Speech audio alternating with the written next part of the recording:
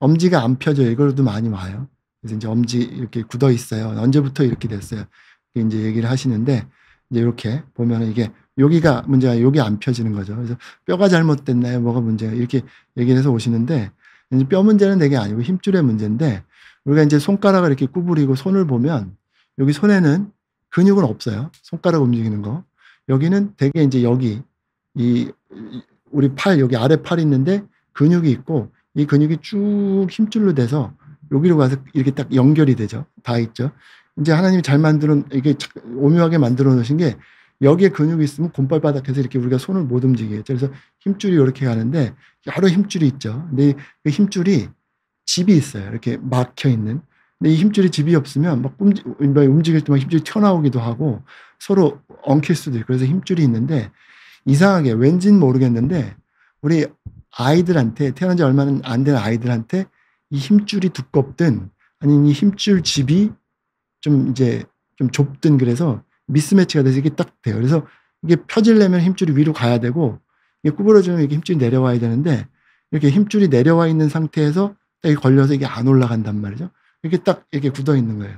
그래서 이걸 우리가 이제 애들한테 많이 있어서 그냥 선천성 방아쇠 수지 증후군. 이제 방아쇠 수지라는 게 이렇게 돼서 이게 펴질 때 딸깍딸깍 소리 나는데 이게 이제 외국에서 이제 미국 걸 이제 번역하다 보니까 이제 우리가 트리거 방아쇠 이렇게 딱 당길 때 딸깍 소리 나니까 손을 이렇게 할 때 이게 잘못됐죠. 이게 펴질 때 소리가 나는 건데 당길 때 소리가 나요. 그래서 방아쇠 수지라 그러고 비슷한 것 때문에 엄지에 생긴 게 있다. 그래서 선천성 방아쇠 수지 지금 이렇게 이제 붙이는데 실제로 그렇지는 않고 이제 이게 뼈 문제는 아니고 기계적으로 불일치되는데 이게 힘줄과 힘줄집이 미스매치 났다. 이게 이제 이렇게 걸려서 안 되는 거다. 그리고 우리가 볼 때 이제 선천성이라고 많이 얘기를 했는데 보니까 생후 6개월 이후에는 생긴다. 그러니까 태어났을 때는 없다가 6개월 이후에 발견되는 경우 엄마 아빠는 잘 몰라요. 언제 생겼는지. 왜냐하면 계속 보는 게 아니니까. 어느 순간 이렇게 됐네. 그래서 알게 되는 경우가 있어서 이게 이제 태어나면서부터 모르는데 되게 이제 우리가 연구를 해보니까 한 6개월 이후에 생기는 경우가 많더라. 그리고 유전적이나 가족력은 불분명해서 왜 그런지 모르겠는데 생기긴 하는데 꼭 무슨 뭐 그런 거 관계는 아니다. 그리고 염증성 과정이 부재라는 거는 이제 어른과 다르다. 이제 어른들한테 방아쇠 수지가 생기는 경우는 뭐 이제 골프 처음 시작한 분들이 4번째, 5번째 손가락에 이제 방아쇠 수지 생겨서 오는 경우 있어요. 막 안 쓰다 쓰니까. 그리고 또 이제 주부나 이렇게 손을 많이 쓰면 겨울이나 이때 이제 좀 그럴 때 이제 방아쇠 수지 생기는 경우가 있는데 그때는 이제 힘줄이 많이 써서 힘줄이 염증도 생기고 뭐 물도 차는 경우 있고 붓기도 하고 그런데 이 경우는 애들은 그런 경우는 아니라는 거예요. 치료 어떻게 하느냐?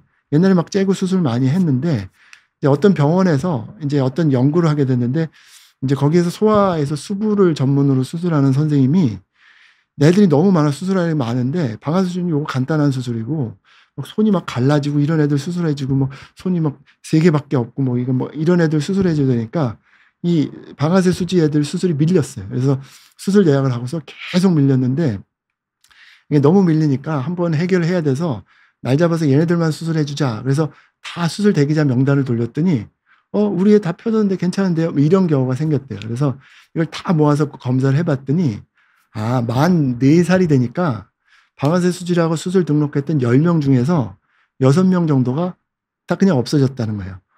그래서 이게 그냥 내버려줘도 없어지는구나. 그럼 이게 뭐 수술은 간단해요. 간단해서 뭐 수면 마취 한 5분, 10분 하고 그냥 조금만 열어주면 되긴 하는데 근데 이게 뭐 수술이 아무리 간단해도 저절로 좋아지면 할 필요가 없잖아요. 의사는 수술할 것도 그렇고 엄마 아빠 불안하고 뭐 위험할 수도 있고. 그래서 이제 그럴 필요가 없겠구나를 알았고 좀 더 연구를 해봤더니 만 5살까지 한 10명 중에 7명이 저절로 좋아지더라. 이걸 이제 알게 된 거예요. 그래서 이제 수술적 치료를 하게 될 때는 힘줄집 열기. 그러니까 아까 이제 여기 보시면은 이런 식으로 이제 조금 째서 여기 힘줄 들어가는 힘줄집을 열어서 이제 막혀 있는 힘줄을 풀어주면 이제 좋아지게 돼서 수술 자체는 뭐 크지도 않고 뭐 그러긴 한데 그래도 마취라는 이제 문제도 있고 아무리 수면 마취면 어쩌고 그래도 마취가 되는 거니까 그런 문제도 있고 그래서 근데 또 이제 제가 옛날에 이런 얘기를 하니까 어떤 엄마가 그런 이제 댓글을 남긴 적이 있어요. 뭐 이렇게 안 구부러져서 안 쓰면 우리 애 뭐 대뇌 발달은 어떡하나요? 근데 뭐 그런 것까지 걱정할 필요가 있을 것 같지는 않고 만약에 아기가 어린이집이나 어떤 데서 이제 여러 가지 활동을 하는데 이게 안 펴져서 스트레스를 받는다. 이거 못 한다. 그게 이제 문제가 될 수 있고 그런 경우는 이제 선별적으로 봐서 마냥 기다리지 않더라도 그래도 이제 필요하면은 간단하게 이제 고려해 봐야 될 수 있는데 그냥 엄마가 잘 판단하고 주치하고 잘 상의해서 그렇게 보시면 좋을 것 같고 그럼 뭐 5살까지 기다렸다가 안 되면 잘하는 거 뭐 쓰는 거 별 문제가 없나요? 전혀. 문헌에 보면 한 만 12세 되는 그런 아이들이 이게 생겼는데 그때 열어줬음에도 불구하고 뼈 자라는 거 쓰는 거 전혀 문제가 없다는 그런 보고들도 있고 그래서 그때의 성장이나 이런 것들에 대해서는 크게 걱정은 안 하셔도 된다. 이렇게 말씀드릴 수가 있을 것 같아요. 이게 얘기 들으면 또 이제 말씀드리는 게 이거 스트레칭 해야 되나요? 부목하면 좋아지나요? 뭐 이런 얘기도 있어요. 그래서 스트레칭이라는 게 이렇게 펴주는 건데 이게 굳어 있으면 안 펴지거든요. 암만 해도 안 펴져요. 근데 이제 그거 한다고 또 마사지 해준다고 그리고 또 부목이라는 게 이런 거 돼서 좋아질 것 같지는 않고 우리가 이제 무슨 논문 결과를 보면 스트레칭 부목하고 좋아지고 근데 이게 그 결과가 스트레칭하고 부목을 한 애들하고 안 한 애들하고 비교한 게 아니라 수술적인 치료를 한 애 뭐 안 해도 좋아지는 이런 걸 본 거기 때문에 무조건 효과 있다고 이렇게 얘기 드릴 수는 없을 것 같고 그리고 또 이제 이게 만약에 이런 걸 채워주거나 아니면 엄마가 마사지 하거나 이렇게 자꾸 하게 되면 애들이 이렇게 봐요.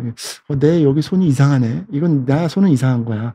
뭐 이렇게 보면 애들한테 괜히 나 이게 손에 문제가 있어. 뭐 이렇게 병식을 심어줄 수도 있고 뭐 이거 해준다고 해서 펴지는 것도 아니고 그래서 굳이 애들 뭐 마사지 해주거나 뭐 마사지 해줬는데 만약에 안 펴지면 저절로 좋아지는데 안 펴졌으면 뭐 이거 엄마가 뭐 이거 내가 이거 잘 안 해줘서 안 펴진 건가? 괜히 엄마가 또 괜히 걱정하거나 괜히 죄책감 들 수도 있으니까 그런 건 안 해주고 그냥 내버려두고 무시하고 애가 신경 써 괜찮아 차라리 그래주고 엄마 궁금하면 애기 잘 때 밤에 어떤지 이제 그렇게 보여주는 게 훨씬 나을 것 같다. 그렇게 보시면 될 것 같으니까요. 그래서 정리하면 이제 뼈가 아닌 힘줄 문제고 5살까지 만 5세 70%가 좋아진다. 애 스트레스 받으면 간단하게 수술료 해주면 되니까 이렇게 보시고 병식을 심어줄 필요 있을까? 뭐 그냥 내버려두고 봐서 필요하면 그때 결정해서 해주면 또 그렇게 또 할 수 있으니까 너무 크게 걱정하고 신경 안 쓰면 좋겠다. 이렇게 말씀을 드리고